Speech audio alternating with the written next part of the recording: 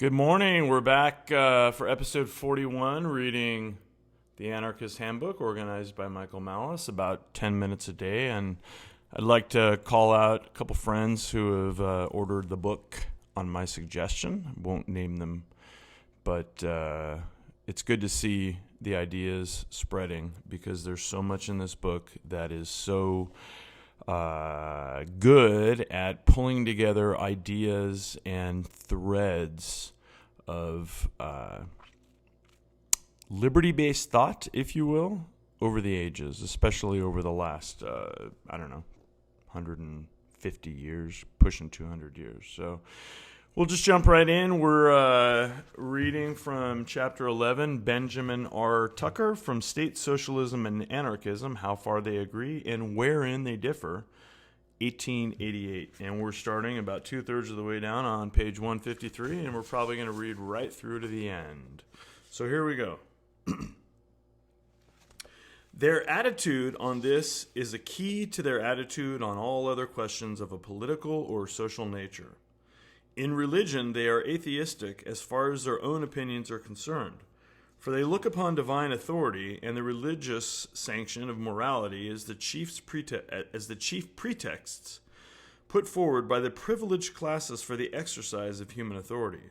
If God exists, said Proudhon, he is man's enemy.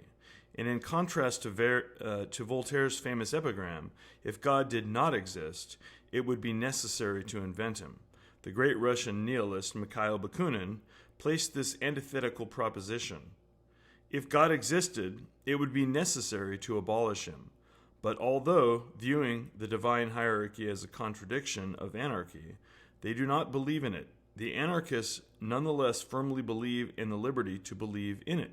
Any denial of religious freedom they squarely oppose. Upholding thus the right of every individual to be or select his own priest, they likewise uphold his right to be or select his own doctor.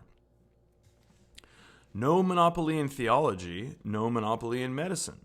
Competition everywhere and always, spiritual advice and medical advice alike to stand or fall on their own merits.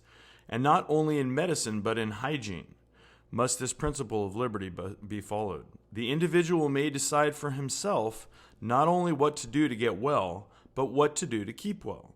No external power must dictate to him what he must and must not eat, drink, wear, or do. Nor does the anarchistic scheme furnish any code of morals to be imposed upon the individual. Mind your own business is its only moral law. Interference with another's business is a crime and the only crime, and as such may properly be resisted. In accordance with this view, the anarchists look upon attempts to arbitrarily suppress vice as in themselves crimes. They believe liberty and the resultant social well-being to be a sure cure for all the vices. But they recognize the right of the drunkard, the gambler, the rake, and the harlot to live their lives until they shall freely choose to abandon them. In the matter of the maintenance and rearing of children, the anarchists would neither institute the communistic nursery, which the state socialists favor, nor keep the communistic school system, which now prevails. The nurse and the teacher, like the doctor and the preacher, must be selected voluntarily, and their services must be paid for by those who patronize them. Parental rights must not be taken away, and parental responsibilities must not be foisted upon others. Even in so delicate a matter as that of the relations of the sexes, the anarchists do not shrink from the application of their principle. They acknowledge and defend the right of any man and woman, or any men and women, to love each other for as long or as short a time as they can, will, or may. To them, legal marriage and legal divorce are equal absurdities. They look forward to a time when every individual, whether man or woman, shall be self-supporting, and when each shall have an independent home of his or her own, whether it be a separate house or rooms in a house with others.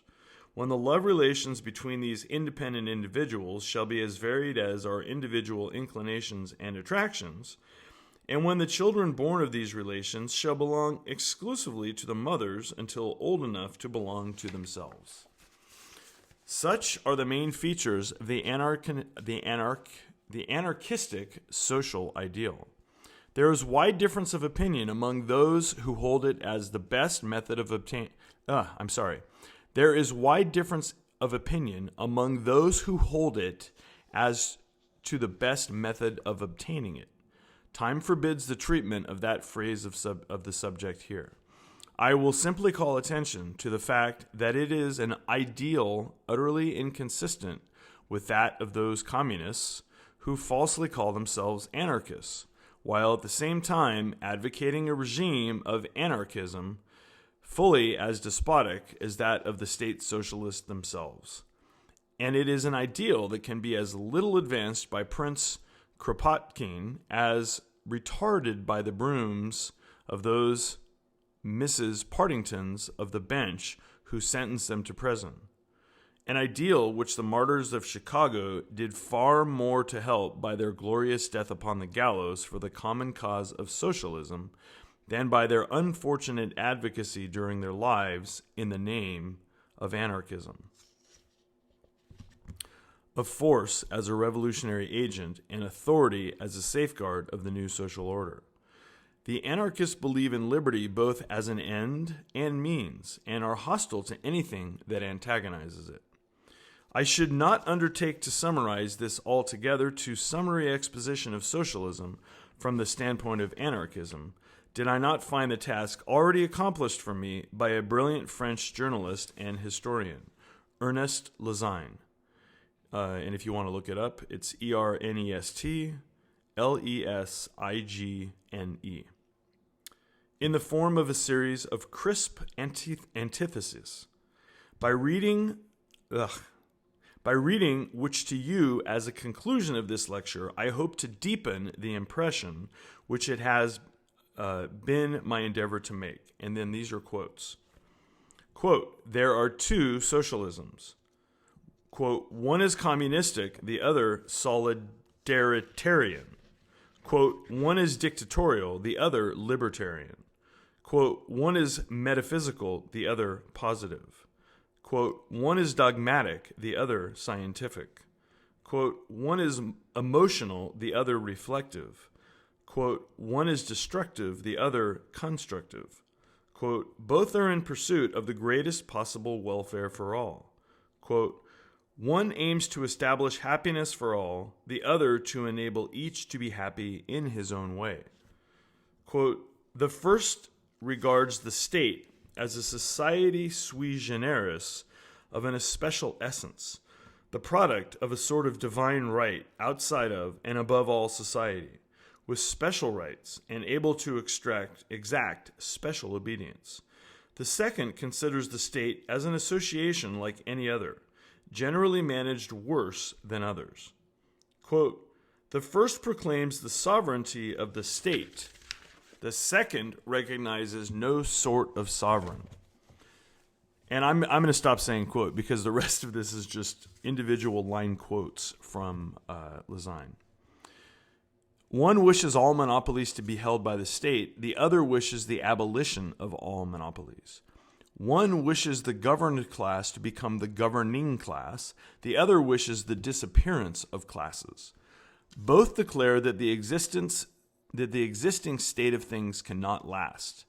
The first considers revolutions as the indispensable agent of evolutions. The second teaches that repression alone turns evolutions into revolution. The first has faith in a cataclysm.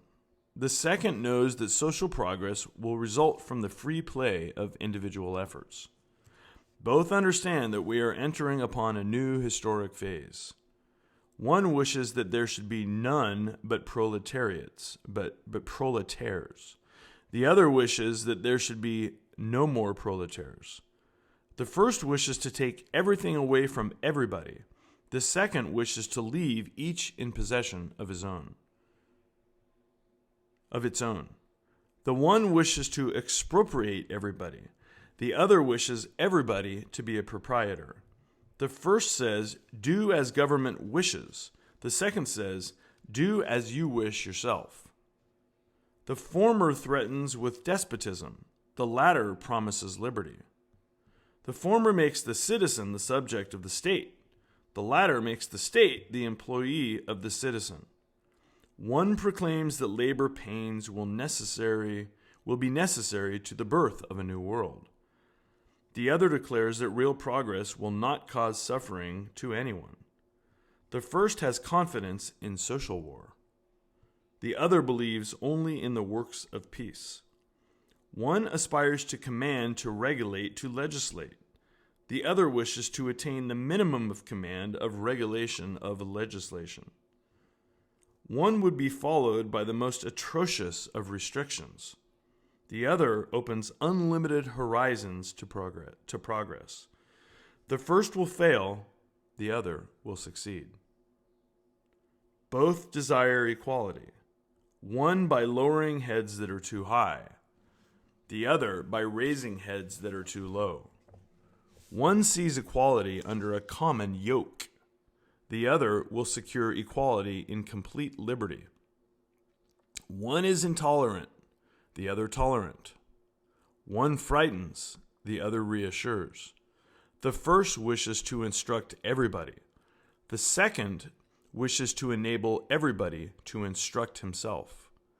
The first wishes to support everybody. The second wishes to enable everybody to support himself.